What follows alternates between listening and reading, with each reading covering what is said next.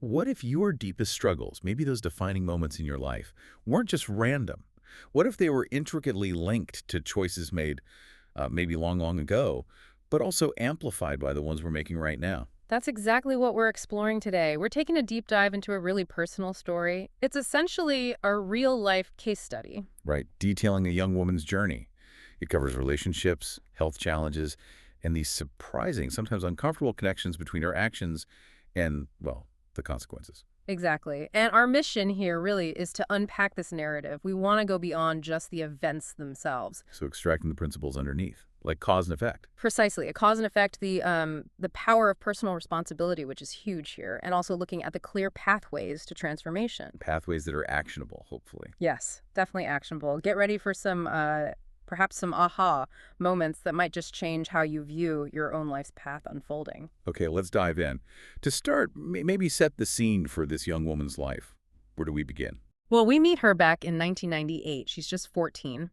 A relative introduced her to a temple, but the source material says she wasn't, fully engaged with it. Okay. And initially she was described As a good kid, actually. Someone who avoided the typical teenage traps, nightlife, alcohol, pubs, gambling. She preferred daytime outings. seems pretty standard, maybe even responsible for that age. It does, but what's fascinating or maybe concerning is how quickly things can pivot. The real turning point came when she was 16. What happened? Her first relationship ended. Apparently, her boyfriend cheated on her, and this sparked something in her, a kind of defiant mindset. Ah, like a reaction. A strong one. Her attitude became essentially, if you can have others, then I can too. Hmm. And that thought, that decision, was the spark. It sent her down a very different and ultimately quite difficult path. So after that initial heartbreak, this defiant mindset, Yeah. how did it actually play out in her relationships? What did that different path look like? Well, she basically dove headfirst into numerous relationships, mostly with strangers, Strangers. How was she meeting them? primarily through internet friend-finding websites. This was back when that was maybe less common or perhaps less scrutinized. Okay. And something enabled this. Yes. A key factor was having a computer in her private room, unsupervised, especially during holidays when she had more free time. So she had the means and the opportunity. Exactly. And she used it meticulously. We're talking about scheduling multiple concurrent dates, like literally mapping out her week. Monday A, Tuesday B, Wednesday C, a constant rotation. Wow, that sounds exhausting and risky. Predictably, that kind of lifestyle must have started to take a toll, right? Physically. I- Oh, absolutely. And quite quickly. At the very young age of 18, she developed uterine inflammation. 18. That's serious. Very. And this health crisis became the catalyst. It was how her secret life was finally revealed to her mother. Oh, I can only imagine how painful that must have been. The source says it caused profound sadness. And there's a note here about her parents feeling, well, unable to fully control her behavior. They needed to work to earn money, so they couldn't be there constantly. That adds another layer of difficulty. A tough situation for everyone involved. Definitely. Now, given such a serious health issue at just 18, you'd think that would be a major wake-up call, a real moment to stop and reassess. You'd think so, wouldn't you? But the narrative suggests her lifestyle. It pretty much persisted. Largely, yes. The source doesn't detail her exact internal reasons, her thought process, but it clearly shows the inertia, the power of those established patterns. So the habits were already deeply ingrained. It seems so, because at 19, she started a relationship with her current boyfriend. He's actually 11 years older than her. Okay. And what's he like? He's described as generally responsible, a non-smoker, but he is a drinker. And crucially, he trusted her implicitly, completely. Which implies she was still very good at hiding her other activities. Extremely good, which, allowed those patterns to just keep going. Right. And this is where the story takes another turn, isn't it? Into something quite unexpected. Yes, really unexpected. In February 2004, she connected with someone else online, an elder brother figure he presented himself as, Okay. and he started making these extraordinary claims. He told her that in a past life he was Phaya Majurat. Phaya Majura. Wait, isn't that the king of death in some traditions? That's exactly the claim he made. And it didn't stop there. He told her she had 2 personal Kumarn thong. Kumarn Thong. Those are like spirit children figures for luck or protection. Yes, Oh. often depicted that way. He even gave them names Petch and Ice and provided her with a mantra, a specific chant, to communicate with them. And did she try it? Did she believe this? Apparently, yes. She reported what she thought was initial success. For about 3 months, she genuinely believed she was hearing whispers and even dogs howling, supposedly connected to these spirits. That's quite something. It is, but then she was told to send the spirits back to their master, back to him. But later, this same Phaya Majorat figure told her that if she wanted to reestablish communication with Petch and Ice, well, she would need to have a deep relationship with him. Ah, there it is. That raises a huge red flag, doesn't it? Suddenly needing a deep relationship for spiritual contact. A massive red flag. It really makes you question his motives from the start. Manipulation seems pretty likely. Definitely. And did he make other claims? He did. He further claimed her merit, her good karma, was running out because of her continued misconduct. He warned her that her life, and even her current boyfriend's life, would start to decline. And did anything happen that seemed to confirm these warnings? Disturbingly, yes. It appeared to manifest. Her boyfriend, who was a high-level executive, was suddenly suspended from work for 3 months. Wow. That's a significant real-world impact right after the warning. Exactly. And this figure didn't stop there. He threatened her with rebirth in a Weechi hell, which is described as one of the most severe hell realms, intense suffering, and threatened her boyfriend with rebirth in lower realms, called Apayapum, if her behavior didn't change. That's intense. Using spiritual threats alongside these apparent real-world consequences. Quite a setup. So where does that leave her now? What's her current situation?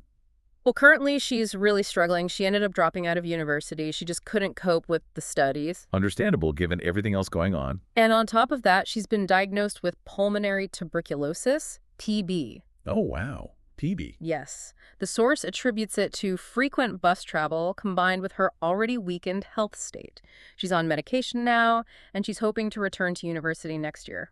So a really tough spot physically and academically. It is, but, when we start connecting these dots, looking at the deeper layers of cause and effect presented in the source, the way choices and consequences intertwine becomes incredibly clear. Right. So let's go deeper. From the perspective of this source material, what are the deepest roots of her current path? Looking through that karmic lens you mentioned, how far back did these patterns supposedly go? Okay, so buckle up, because this explanation goes way back. We're talking a kalpa ago. A kalpa, that's like an immense cosmological time cycle, right? Eons. Exactly. An incredibly long period. In a past life, way back then, she was apparently a wealthy man, but a promiscuous one. Boy. Someone who illicitly engaged with other people's spouses purely for his own pleasure. And according to this view, that action led to a long, tormenting period in what's described as the third great hell, Mahanarak Kum 3. A realm of severe suffering specifically linked to that kind of misconduct. Wow. That's quite specific. And after that? After that period in hell, the journey continued through various lower realms, including a rebirth as a female dog. A dog. Yes. And then following that, hundreds of lifetimes as a prostitute, often trapped in cycles of substance abuse and just general suffering. Hundreds of lifetimes as a prostitute. That really drives home the idea of these incredibly long-lasting karmic patterns, doesn't it? It absolutely does. It underscores the profound longevity of these cycles, and I suppose the effort needed to shift them. So how did she eventually get out of that cycle, according to this source? It apparently took immense and crucially consistent merit-making from later Buddhist practice. Enough positive karma accumulated over time to finally allow for a rebirth as a normal woman in this current life. Okay, so a chance for a fresh start in a way. Yes, but here's the catch.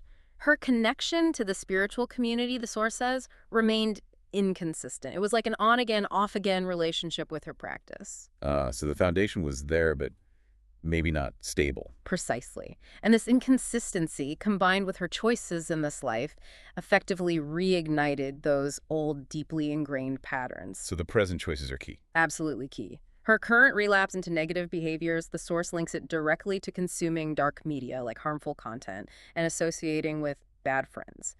These things led her to violate the third precept, the one about sexual misconduct, and fall deeper into that cycle of lust. It sounds like a confluence of past tendencies and present triggers. That's a very good way to put it. So, given all that, the deep roots, the current relapse, what does this mean for turning things around? What's the actual practical advice offered for breaking free and making a real change?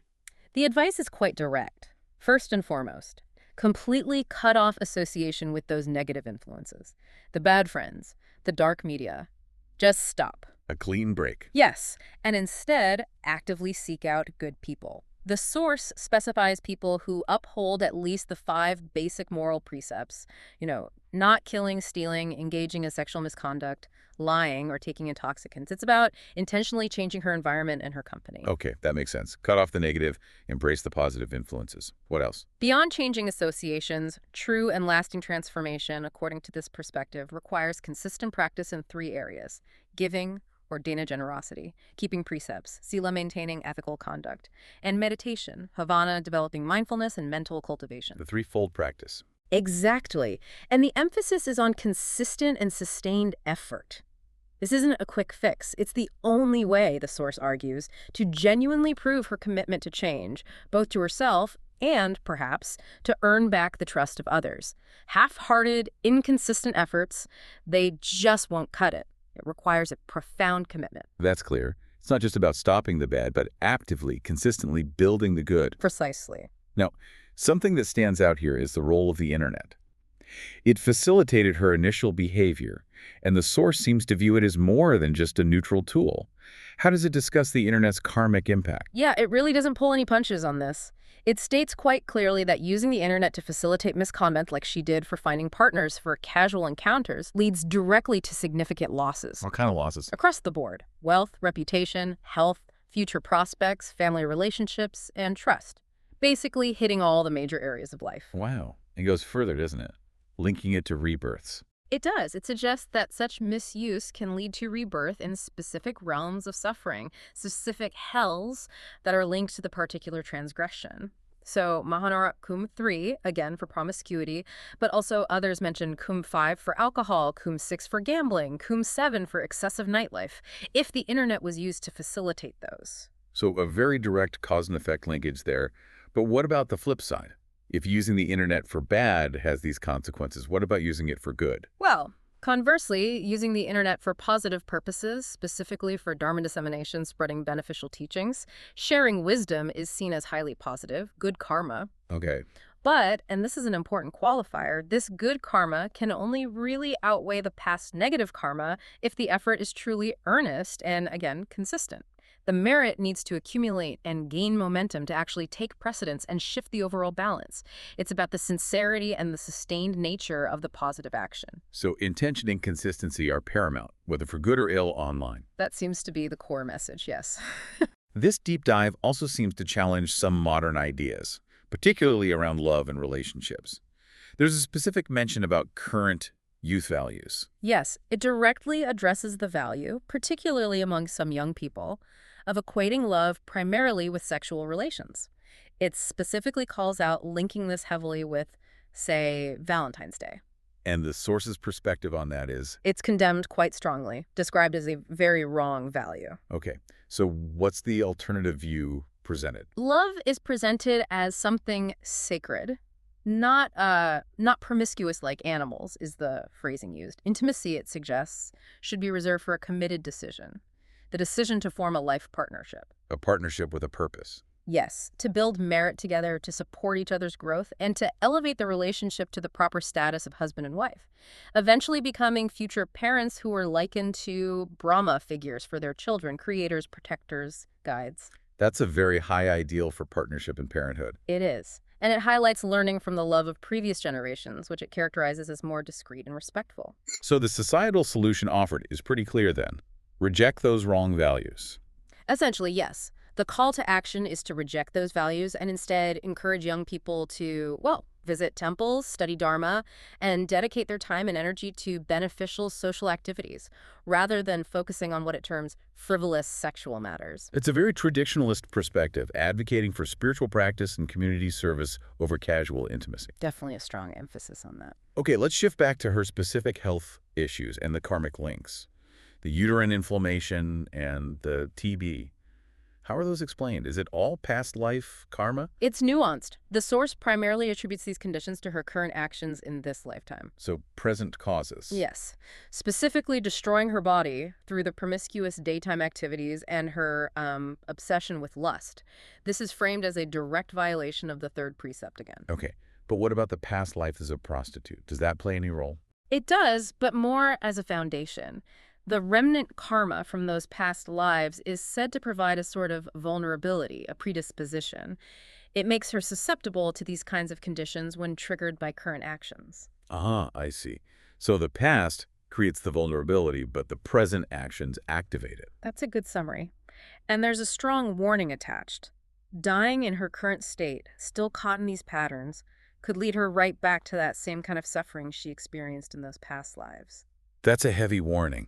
It really emphasizes the urgency of changing course now. It really does. It frames the stakes very clearly. It's compelling, though, isn't it? This idea that past vulnerabilities, maybe things we aren't even aware of, can be triggered by our present choices. It's not just abstract karma. It's about how current habits, especially harmful ones, can activate dormant issues. Now, there was another incident mentioned, a motorcycle accident. Yes, when she was 15, she broke her collarbone, needed steel plating for 2 years. And how is that connected karmically? This one is linked very directly to a specific past life event. Again, during one of her lifetimes as a prostitute, apparently she instigated a violent brawl within the brothel. She started a fight. Yes, and it resulted in another prostitute being severely injured. The source explicitly calls the broken collarbone in this life a trace of that specific past karma, a direct physical echo of causing that past injury. Wow, that's incredibly specific. Cause and effect laid bare. All right. Okay, so looking forward, how should she navigate her key relationships now? What's the advice regarding her current boyfriend, the older one? The advice is to approach it gradually, to gently explain the concept of the field of merit. The field of merit, like the positive spiritual consequences of good deeds. Exactly, recognizing the positive potential in actions. His existing good deeds supporting children's foundations is affirmed, seen as a positive thing he's already doing. So build on the good that's already there. Right. But crucially, the key factor highlighted is her own transformation. Her consistent positive change is presented as the thing that will ultimately open his mind and make him receptive to her explanations about merit and dharma. Her actions speak louder than words, essentially. Very much so. And the nature of their relationship should evolve from just girlfriend to Kalyana Mitra. Kalyana Mitra, what does that mean? It means a spiritual friend or a virtuous companion, someone who supports you on the path of ethical conduct and spiritual development, a partner in growth, not just romance. That's a significant shift in perspective.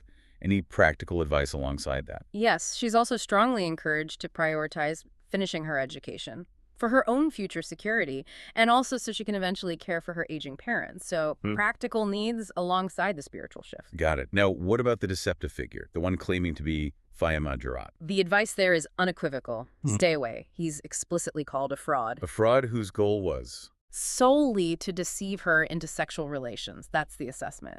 His threats about hell realms are dismissed as irrelevant to the actual karmic outcomes. So his pronouncements don't determine her fate? No. Her own actions determine her fate, not his threats. The absolute necessity is just to cut off all contact with him to prevent her life from degrading even further. Crystal clear on that one. And the Kumanthon. The spirit children, Petch and Ice.